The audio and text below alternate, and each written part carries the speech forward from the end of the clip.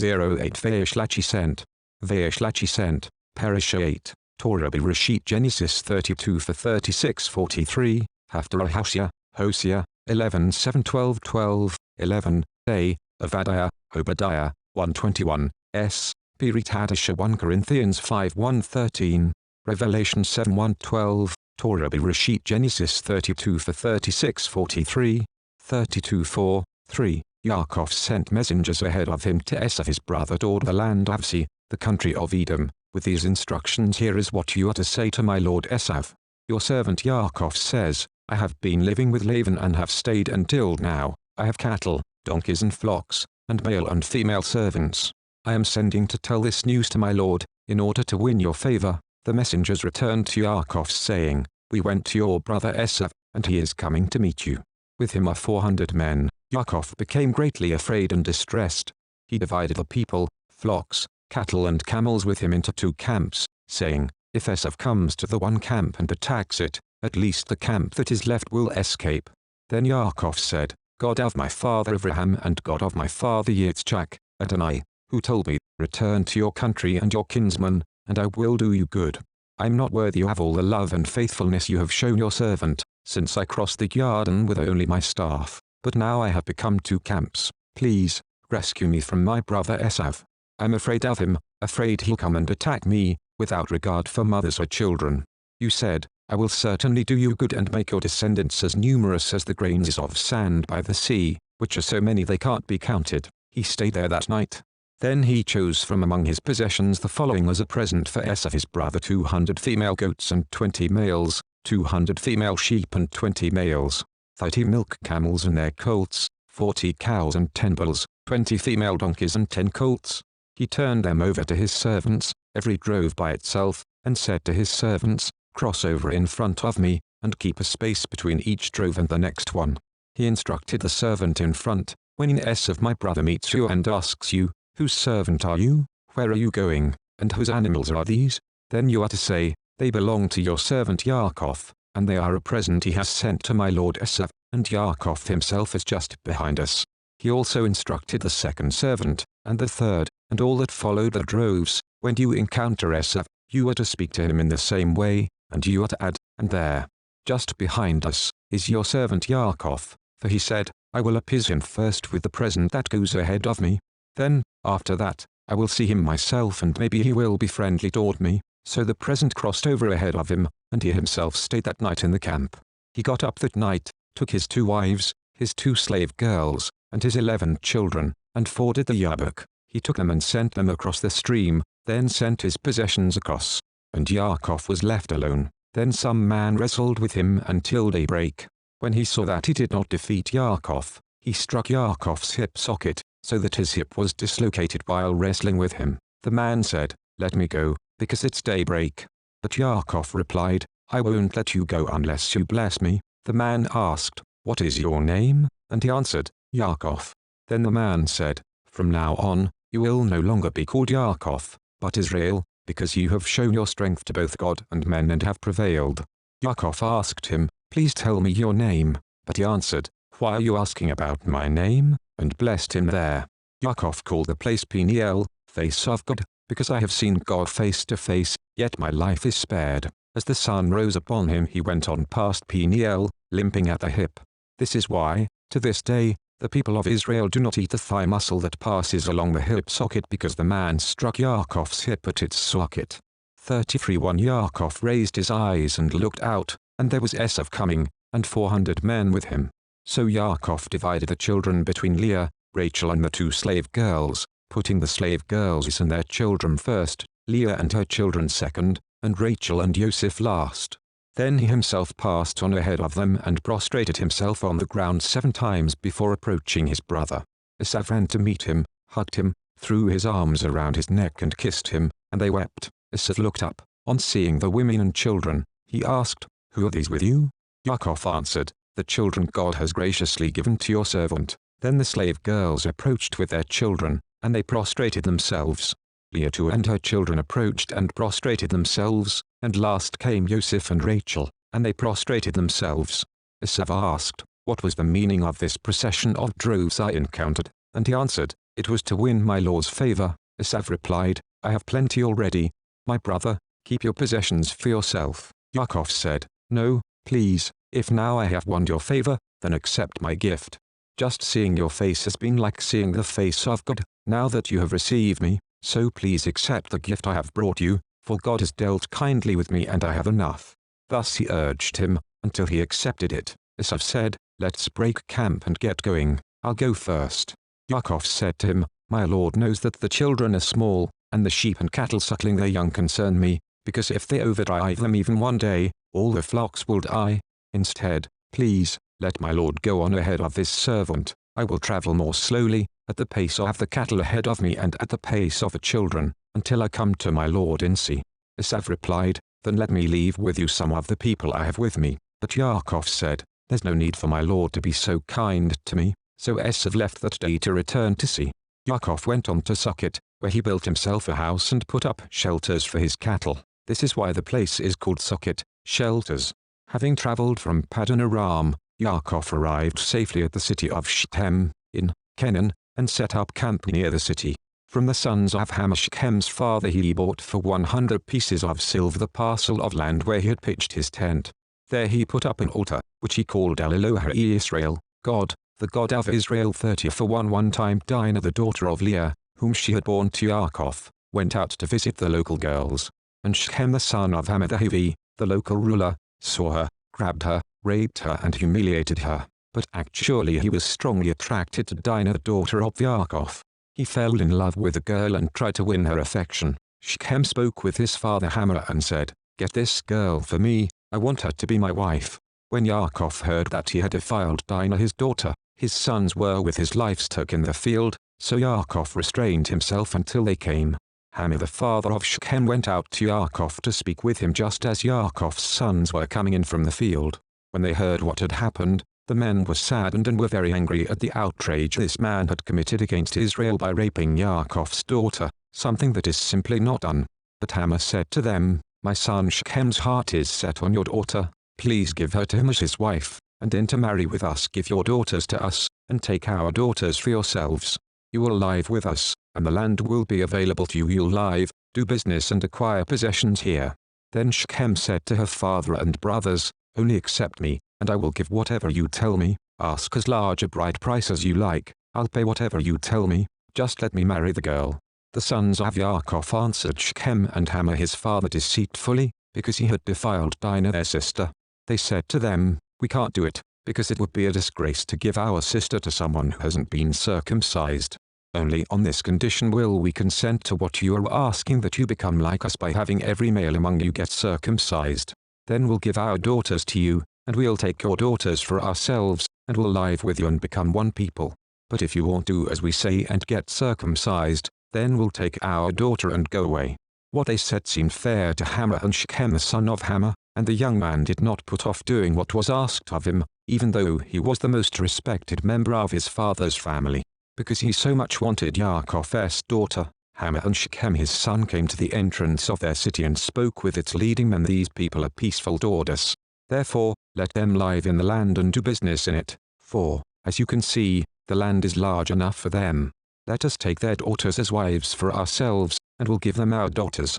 But the people will consent to live with us and become one people only on this condition, that every male among us gets circumcised, as they themselves are circumcised. Won't their cattle, their possessions and all their animals be ours? Only let's consent to do what they ask, and then they will live with us." Everyone going out the city's gate listened to Hamor and Shechem his son, so every male was circumcised, everyone that went out the gate of the city. On the third day after the circumcision, when they were in pain, two of Yaakov's sons, Shimon and Levi, Dinah's brothers, took their swords, boldly descended on the city and slaughtered all the males. They killed Hamor and Shechem his son with their swords, took Dinah out of Shechem's house, and left. Then the sons of Yaakov entered over the dead bodies of those who had been slaughtered and plundered the city in reprisal for defiling their sister. They took their flocks, cattle and donkeys, and everything else, whether in the city or in the field, everything they owned. Their children and wives they took captive, and they looted whatever was in the houses. But Yaakov said to Shimon and Levi, "You have caused me trouble by making me stink in the opinion of the local inhabitants, the Canaanite and the Perizzite.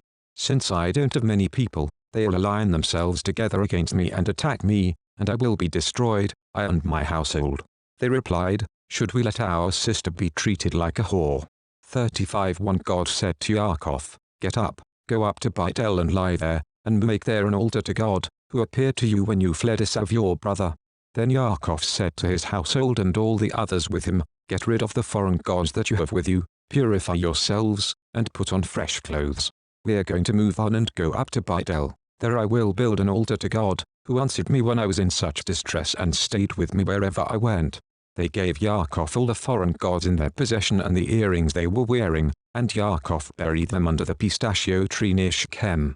While they were traveling, a terror from God fell upon the cities around them, so that none of them pursued the sons of Yaakov. Yaakov and all the people with him arrived at Luz, that is, Bethel, in the land of Canaan. He built there an altar and called the place Obadiah, God of Bethel, because it was there that God was revealed to him, at the time when he was fleeing from his brother. Then Deborah, Rivka's nurse, died. She was buried below Bethel under the oak, which was given the name Elon Bakat, Oak of Weeping. After Yaakov arrived from Paddan Aram, God appeared to him again and blessed him. God said to him, your name is Yaakov, but you will be called Yaakov no longer, your name will be Israel. Thus he named him Israel. God further said to him, I am El Shaddai, be fruitful and multiply, a nation, indeed a group of nations, will come from you, kings will be descended from you. Moreover, the land which I gave to Abraham and Yitzchak I will give to you, and I will give the land to your descendants after you. Then God went up from him there where he had spoken with him. Yaakov set up a standing stone in the place where he had spoken with him, a stone pillar. Then he poured out a drink offering on it and poured oil on it. Yaakov called the place where God spoke with him Bethel. Then they traveled on from Bethel, and while there was still some distance to go before arriving in Ephrath, Rachel went into labor, and she had great difficulty with it. While she was undergoing this hard labor, the midwife said to her, don't worry, this is also a son for you. But she died in childbirth. As she was dying she named her son Benoni, son of my grief, but his father called him Benjamin, son of the right hand, son of the south. So Rachel died and was buried on the way to Ephrath, that is, Beit Lechem. Yaakov set up a standing stone on her grave. It is the standing stone of Rachel's grave to this day. Israel continued his travels and pitched his tent on the other side of Migdal Eder. It was while Israel was living in that land that Reuben went and slept with Bilhah his father's concubine, and Israel heard about it. Yaakov had 12 sons. The sons of Leah were Reuben Yaakov's firstborn, Shimon, Levi, Yehudah, Yissachar and Zebulun. The sons of Rachel were Joseph and Benjamin.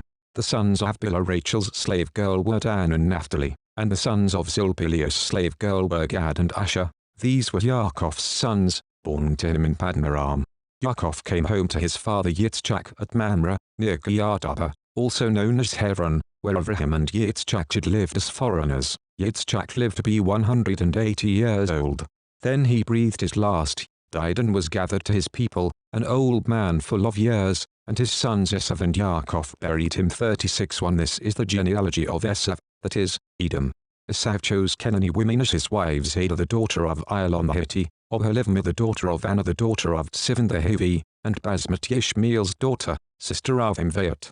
Adah bore to Esav Eliphaz, Basmat bore Ruel, and Oholibamah bore Ush, Yalam and Korach. These were the sons of Esav born to him in the land of Canaan. Esav took his wives, his sons and daughters, the others in his household, his cattle and other animals and everything else he owned, which he had acquired in the land of Canaan, and went off to a country distant from his brother Yaakov. For their possessions had become too great for them to live together, and the countryside through which they were traveling couldn't support so much livestock. So Esav lived in the hill country of Se. Esav is Edom. This is the genealogy of Esav the father of Edom in the hill country of Se. The names of Esav's sons were Eliphaz, son of Adah the wife of Esav, and Ruel the son of Basmat the wife of Esav. The sons of Eliphaz were Teman, Omar, Tsipho, Gatam and Kenaz. Timnah was the concubine of Eliphaz Esav's son, and she bore to Eliphaz Amalek. These were the descendants of Adah Esav's wife. The sons of Ruel were Nachat, Zerach, Shema and Mizah. These were the sons of Basmat Esav's wife. These were the sons of Oholibamah, the daughter of Anna the daughter of Sivan. Esav's wife she bore to Esav Ush, Yalam and Korach. The chieftains of the sons of Esav were the sons of Eliphaz the firstborn of Esav and the chieftains of Teman, Omar, Tsipho, Kenaz, Korach, Gatam and Amalek. These were the chieftains descended from Eliphaz in Edom, and from Adah. The sons of Ruel Esav's son were the chieftains of Nachshot, Zerach, Shema and Mizah. These were the chieftains descended from Ruel in the land of Edom, and from Basmat Esav's wife. The sons of Aholibmah Esav's wife were the chieftains of Ush, Yalam and Korach. These were the chieftains descended from Aholibmah the daughter of Anah, Esav's wife. These were the descendants of Esav, that is, Edom, and these were their chieftains. These were the descendants of Sithahori, the local inhabitants Lotan, Shovel, Tzivon, Anah, Dishon, Etzer and Dishan. They were the chieftains descended from the Hori, the people of Seir in the land of Edom. The sons of Lotan were Hori and Hemam. Lotan's sister was Timnah. The sons of Shovel were Alvan, Manachet, Evil, Shpho and Onam. The sons of Tzivon were Aya and Anah. This is the Anah who found the hot springs in the desert while pasturing his father Tzivon's donkeys. The children of Anah were Dishon and Aholibmah the daughter of Anah. The sons of Dishon were Hamdan, Ishban, Yitran and Keran. The sons of Etzer were Bilhan, Zavan and Achan. The sons of Dishan were Utz and Aaron. These were the chieftains descended from the Hori, the chieftains of Lotan, Shovel, Tzivon, Anah, Dishon, Etzer and Dishan. They were the chieftains descended from the Hori by their clans in sea. Following other kings who reigned in the land of Edom before any king had reigned over the people of Israel, Bela the son of Beor reigned in Edom. The name of his city was Dinhavah. When Bela died, Yovav the son of Zerach from Botzrah reigned in his place. When Yovav died, Husham from the land of the Temani reigned in his place. When Husham died, Hadad the son of Bedad, who killed Midian in the field of Move, reigned in his place. The name of his city was Avit. When Hadad died, Samlah of Masrekah reigned in his place. When Samlah died, Shaul of Rechophit by the river reigned in his place. When Shaul died, Baal-Chanan the son of Akbar reigned in his place. When Baal-Chanan died, Hadar reigned in his place. The name of his city was Bo, and his wife's name was Imhetavel the daughter of Mattah the daughter of Mizahav. Mafti. These are the names of the chieftains descended from Esav, according to their clans, places and names. The chieftains of Timnah, Alva, Whitet, Oholibmah, Elah, Pinan, Kenaz, Taman, Mivtza, Magdil and Iram. These were the chieftains of Edom according to their settlements in the land they owned. This is Esav the father of Edom. Haftarah Hoshea, Hosea, 11:7 12:12, 11a.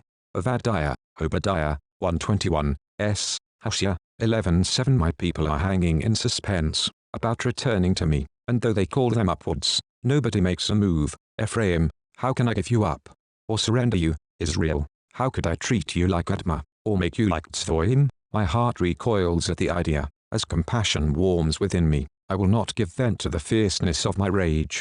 I will not return to destroy Ephraim, for I am God, not a human being, the Holy One among you, so I will not come in fury. They will go after Adonai, who will roar like a lion, for he will roar, and the children will come, trembling from the west. They will tremble like a bird as they come from Egypt, like a dove as they come from the land of Ashur. And I will resettle them in their own houses, says Adonai. Ephraim surrounds me with lies, and the house of Israel with deceit. Yehudah still rules with God, and is faithful with holy ones. Ephraim is chasing the wind, pursuing the wind from the east. All day he piles up lies and desolation. They make a covenant with Ashur, while sending olive oil to Egypt. Adonai also has a grievance against Yehudah. He will punish Yaakov according to his ways, and pay him back for his misdeeds. In the womb he took his brother by the heel. In the strength of his manhood he fought with God. Yes, he fought with an angel and won. He wept and pleaded with him. Then at Bidal he found him, and there he would, later, speak with us. Adonai Elohai Tzvaot. Adonai is his name. So you, return to your God. Hold fast to grace and justice, and always put your hope in your God. A huckster keeps false scales, and he loves to cheat. Ephraim says, I have gotten so rich, I have made me a fortune, and in all my profits no one will find anything wrong or sinful. But I am Adonai your God, from the land of Egypt. Again I will make you live in tents, as in the days of the established festival. I have spoken to the prophets. It was I who gave vision after vision. Through the prophets I gave examples, to show what it would all be alike. Is Gilead given to iniquity? Yes, they have become worthless. In Gilgal they sacrifice to bulls, therefore their altars are like piles of stones, in a plowed field. Full stop. Yaakov fled to the land of Aram. Ovadyah, 1:1. This is the vision of Ovadyah. Here is what Adonai Elohim says about Edom. as a messenger was being sent among the nations saying, "Come on, let's attack her," we heard a message from Adonai, "I am making you the least of all nations, you will be beneath contempt. Your proud heart has deceived you, you whose homes are caves in the cliffs, who live on the heights and say to yourselves, who can bring me down to the ground? If you make your nest as high as an eagle's, even if you place it among the stars, I will bring you down from there, says Adonai. If thieves were to come to you, or if robbers by night, oh, how destroyed you are, wouldn't they stop when they'd stolen enough? If grape pickers came to you, wouldn't they leave some grapes for gleaning? But see how Esav has been looted. Their secret treasures searched out, your allies went with you only to the border, those at peace with you deceived and defeated you, those who ate your food set a trap for you, and you couldn't discern it. When that day comes, says Adonai, won't I destroy all the wise men of Edom, and leave no discernment on Mount Esav? Your warriors, Taman, will be so distraught, that everyone on Mount Esav will be slaughtered, for the violence done to your kinsman Yaakov. Shame will cover you, and you will be forever cut off. On that day you stood aside, while strangers carried off his treasure, and foreigners entered his gates, to cast lots for Jerusalem. You are no different from them. You shouldn't have gloated over your kinsmen, on their day of disaster, or rejoiced over the people of Yehudah, on their day of destruction. You shouldn't have spoken arrogantly, on the day of trouble, or entered the gate of my people, on their day of calamity. No, you shouldn't have gloated over their suffering, on their day of calamity, or laid hands on their treasure, on their day of calamity. You shouldn't have stood at the crossroads, to cut down their fugitives, or handed over their survivors, on the day of trouble, for the day of Adonai is near for all nations. As you did, it will be done to you, your dealings will come back on your own head, for just as you have drunk on my holy mountain, so will all the nations drink in turn. Yes, they will drink and gulp it down, and be as if they had never existed, but on Mount Zion there will be a holy remnant who will escape, and the house of Yaakov will repossess their rightful inheritance. The house of Yaakov will be a fire, and the house of Yosef a flame, setting aflame and consuming the stubble which is the house of Esav. None of the house of Esav will remain, for Adonai has spoken. Those in the Negev will repossess the mountain of Esav, and those in the Shephelah, the land of the Pelishtim. They will repossess the field of Ephraim, and the field of Shomron, and Benjamin will occupy Gilead. Those from this army of the people of Israel, exiled among the Canaanim as far away as Tzafat, and the exiles from Jerusalem in Esfarad, will repossess the cities in the Negev. Then the victorious will ascend Mount Zion, to rule over Mount Esav, but the kingship will belong to Adonai. Pirit Hadashah 1 Corinthians 5:1-13, Revelation 7:1-12, 1 Corinthians 5:1. It is actually being reported that there is sexual sin among you, and it is sexual sin of a kind that is condemned even by pagans. A man is living with his stepmother, and you stay proud? Shouldn't you rather have felt some sadness that would have led you to remove from your company the man who has done this thing? For I myself, even though I am absent physically, am with you spiritually, and I have already judged the man who has done this as if I were present. In the name of the Lord Yeshua, when you are assembled, with me present spiritually in the power of our Lord Yeshua among us, hand over such a person to the adversary for his old nature to be destroyed, so that his spirit may be saved in the day of the Lord. Your boasting is not good.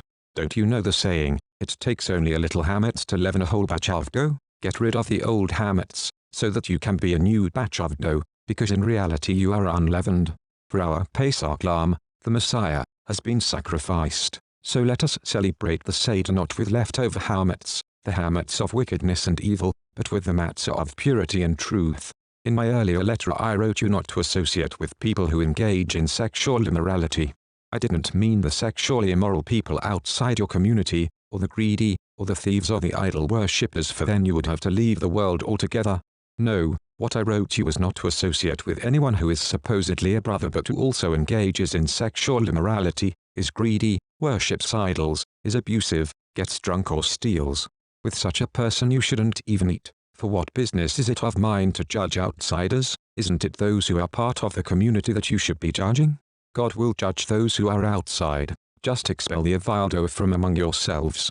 Revelation 7:1. After this, I saw 4 angels standing at the 4 corners of the earth, holding back the 4 winds of the earth, so that no wind would blow on the land, on the sea or on any tree.